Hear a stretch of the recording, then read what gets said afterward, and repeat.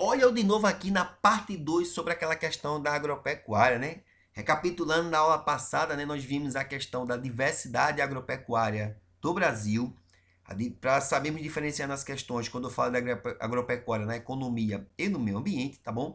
Vimos também a questão do avanço da fronteira agrícola, o arco ocupacional da Amazonas e a região da Mapitoba, tá bom? Nós vimos a concentração de terras, a questão de reforma agrária e conflitos por terra, tá bom? Vamos entender mais um pouquinho as causas, né, hoje aqui, as causas dessa questão do conflito por terra e também da concentração fundiária, tá bom? E nós vamos ver um pouquinho daquela diferença que eu falei para vocês, quando eu falo da agropecuária em relação à economia e o meio ambiente, tá bom? Vocês estão vendo aí o seguinte, o PIB, Produto Interno Bruto, tudo que é produzido e consumido num país, tá bom? Não estou falando aqui de exportação não, tá bom? As vendas que o Brasil faz para outros países. Estou falando aqui toda a questão da agropecuária que é produzido no Brasil e consumido pelo brasileiro. Tá bom? Ajudou em 2019 em 3,81%. Cara, é muito isso aí. Olha o PIB do Brasil, 21%, né? Em 2019, né? Foi mais de 21%, né? 21%, 21,4%. Teve aí a ajuda da agropecuária. Por isso que eu falei para vocês, tem que saber diferenciar na questão do que se trata quando se fala de agropecuária, né? Porque normalmente as questões, claro, vêm falando da questão da degradação ambiental, mas prestem atenção nesse ponto aí. O agro é pop justamente para a economia. Ele deixa de ser pop para alguns, certo? Quando ele vem para a questão da degradação ambiental, tá bom? E a tendência, gente, é que quando mais a população vem a crescer, mais precise da produção desses alimentos. E para produzir mais, gastando menos, certo? E em grande quantidade, vai ter que ter aí a biotecnologia, né? Vai ter que ter aí a questão da modificação genética. Então, isso tudo vai degradando mais e mais o meio ambiente, né? Os adubos químicos, fertilizantes, por aí vai. Até porque, gente, tem sim um probleminha muito grande. O agronegócio, ele está em cerca de 20% aqui no Brasil e é destinado para exportação. Tá bom? O Brasil, desde a época do período colonial, nós vimos isso aí na questão da industrialização do Brasil. Lembra que o Brasil sempre produzia e vendia, tá bom? O Brasil tem um seguinte aí, quase 80%, né? 80% ou mais um pouquinho. Não se ligue muito nas estimativas, nas porcentagens não, mas só para você ter uma noção. Grande parte do alimento do brasileiro, que está na mesa do brasileiro, vem da agricultura familiar, da agricultura que não faz parte do agronegócio, do agrobusiness, tá bom? Então, a produção dos pequenos produtores abastece muito a mesa dos brasileiros. E grande parte do agronegócio, que gera muito emprego, claro, mas é vendido para outros países. Também tem essa questão aí que eu quero que vocês foquem nisso aí, tá bom? Beleza?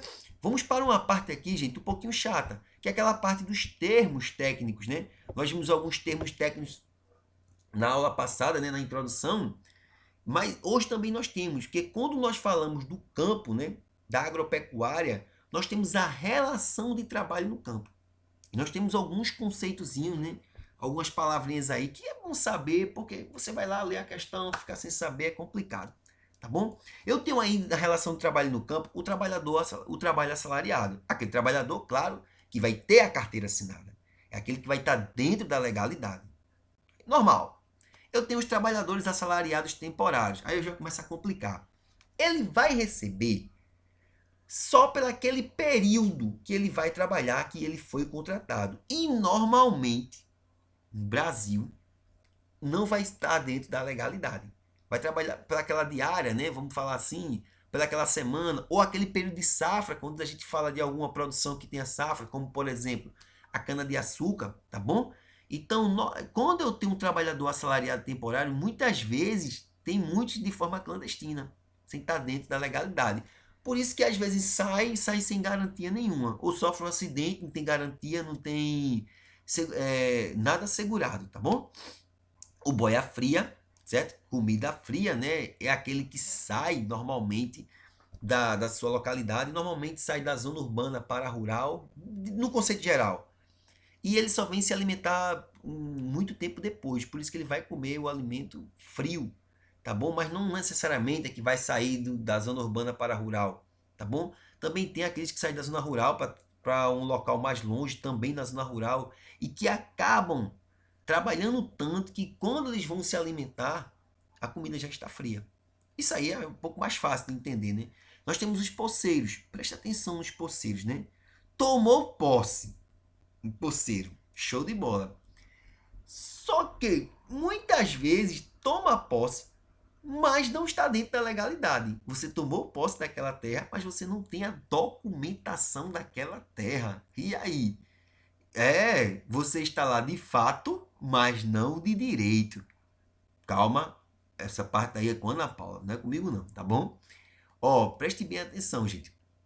Nós temos a parceria, normalmente é assim, eu sou um agricultor que entendo tudo da produção, mas não tenho terra, então eu procuro alguém que tenha terra, e nós vamos fazer a parceria. E normalmente, depois, né, alguém entra com a terra e outro entra com a experiência, e normalmente divide-se a produção 50-50%. Também pode ter um termo para isso, meieiro. O termo meieiro também está dentro da parceria.